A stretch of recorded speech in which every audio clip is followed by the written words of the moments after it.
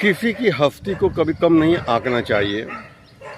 एक विद्वान पंडित जी थे, वो नदी पार जाना था, तो नदी पास आते हैं, वहाँ नाविक होता है, तो नाविक से कहते हैं हमें पार कर दोगे? कहले महाराज बैठिए, हम पार कर देंगे।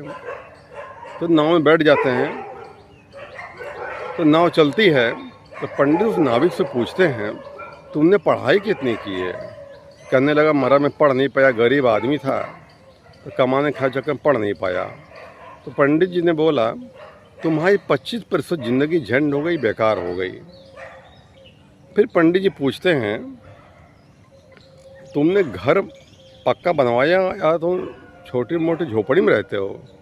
कहने लगा महाराज मैं गरीब आदमी हूँ, कहाँ मकान बनवा पाता, झोपड़ी में गुजारा करता हूँ मैं। कहने लगा पंडित जी ने कहा तुम्हारी 50% ज़िंदगी झंड बेकार हो गई, तुम्हें घर तो नहीं बनवा पाए।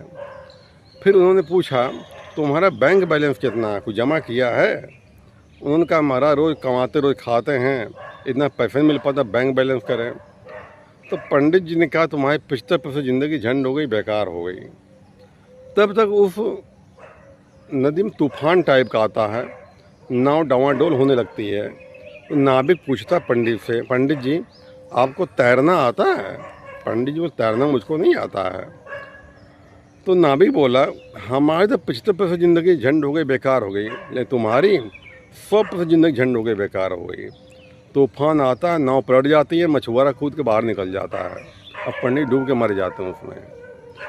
किसी के ज्ञान को कभी कम नहीं आंकना चाहिए, किसी की इन्सल्ट नहीं करनी चाहिए, कभी किसी की बेइज्जती नहीं करना चाहिए, कभी किसी का अपमान नहीं करना चाहिए। वो अपने भाग का कमा खा रहा है, वो है। धन्यवाद।